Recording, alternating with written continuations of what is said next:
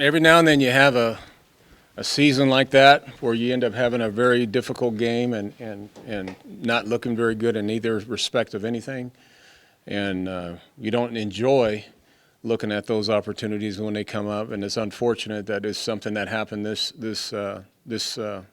Saturday. That was that was a complete I would say beatdown in every phase. The only thing I think that held up decently was probably our special teams, but they controlled the line of scrimmage very well. They ran the ball well. The quarterback, I felt, made some plays in the passing game. They did some things that needed to churn out some drives and some opportunities to score points, and we didn't. Offensively, we're struggling. We're struggling in a number of areas. It's not just the quarterback. It's protection. It's run game. It's receivers. It's backs. It's everything. So, it's one of those things where we're going to have to wipe the slate clean and start all over and try to figure out how to do some semblance of offense and how to get some things back going for us specifically to play better on defense. But, I do take my hat off to P.J. Fleck and his team. They came in here and had a great game plan. They orchestrated exactly what we thought they would do, and they did it. And it's unfortunate for us we didn't finish. We didn't get a chance to have sustain any opportunities to keep them off the field, and because we struggled offensively. So we got a lot of work to do. And I'm not blaming the players. Right now it's going to be us and the coaches. We got to get this thing fixed.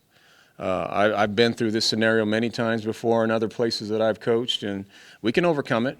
We can get back, but it's going to take a great deal of work. And we know that we're not the flashiest thing in town right now, and I get that.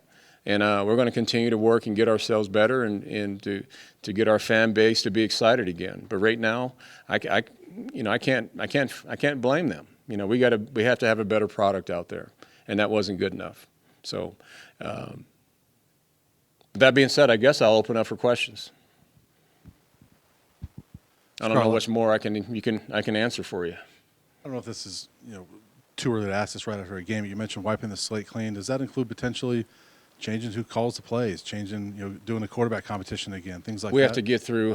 I think we got to get through the tape and see a lot of things, and I think I have to, as a head coach, I have to look at everything. I really do. So it is one of those points in the season, given that performance, that we really have to reevaluate everything.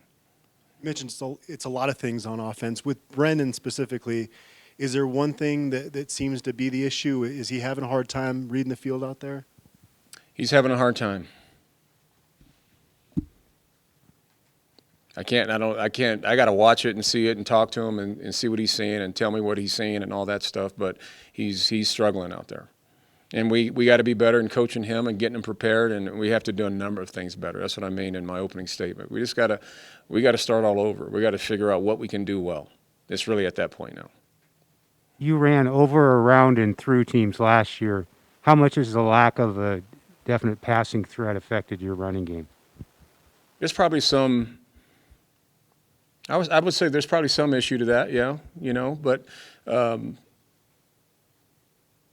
I just feel that this team, we have to be able to do a number of things. And like you mentioned, and like I said even last week when we played, against A&M, we have to make progress every week. And it's unfortunate that we felt after the heels of that game we didn't make progress. We felt we did, but apparently it wasn't apparent when we played today. We have to really go back and turn every stone over and figure out what we can do to get a first down, to get some positive, efficient things offensively. So, yes, I'm going to have to be more involved with figuring all those things out with the offensive coaches and trying to put up our best lineup and our best people and assess the situation and the way I need to. But right now, it's off the heels of the game. There's a lot for me to think about. And there's a lot to fix, obviously.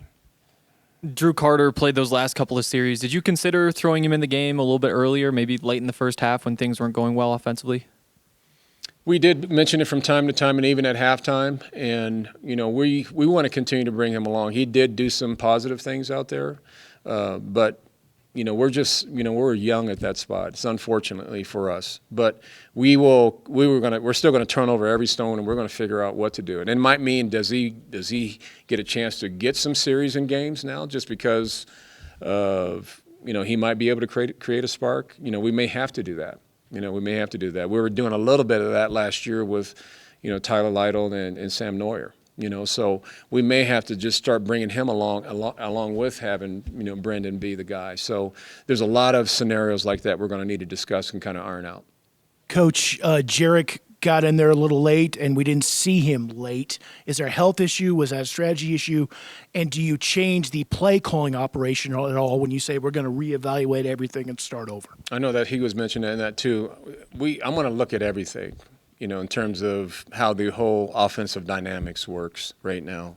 So we're going to have to really talk about that, as a staff, and figure out what's best for us moving forward.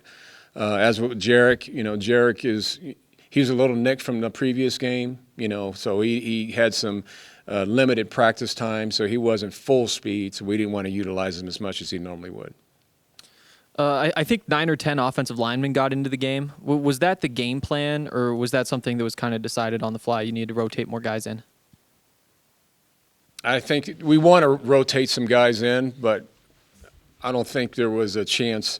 We were trying to create a 10-man rotation. I think it was partly, we were out of the game late in the fourth quarter, so we got some other guys in. We're still so young, we're trying to gain experience. Given in the heels of a loss, we're still trying to get some guys out there to get some practice, some game reps. So I think that's part of it too. But I wouldn't say we would probably do a 10-man rotation. It's usually, 6 or 7 guys that are in a rotation with the starting 5. That's usually the case. Coach, over here. I was wondering how you assess the defense and what you guys did. I know you were on the field a ton and sort of ran out of gas at the end there. How much of that was just the offense's inability to stay on the field? It was definitely probably issues on both of those sides of the coin, if you're mentioning that. I felt defensively, we hung in there at times. We still missed a lot of tackles. We weren't getting guys down. So they were moving the ball and sustaining some drives. And I do think, because of the offensive inefficiencies too, that created a level of tiredness for the defense too. So it's a little bit that they didn't play as well as we expected, and I think the offense compounded that too. That makes sense? Okay. Karl, based on what you saw during August camp, things like that, are you surprised that the offense is struggling like this? Yes. Now, and I know you guys have something to report, but we're gonna work on fixing these things. It's not game 10 of the year; it's game 3. We got some games ahead of us. There's a lot of games. There's 9 games left on our schedule, and we're gonna dig in and get ourselves ready to play better football for the Pac-12 schedule.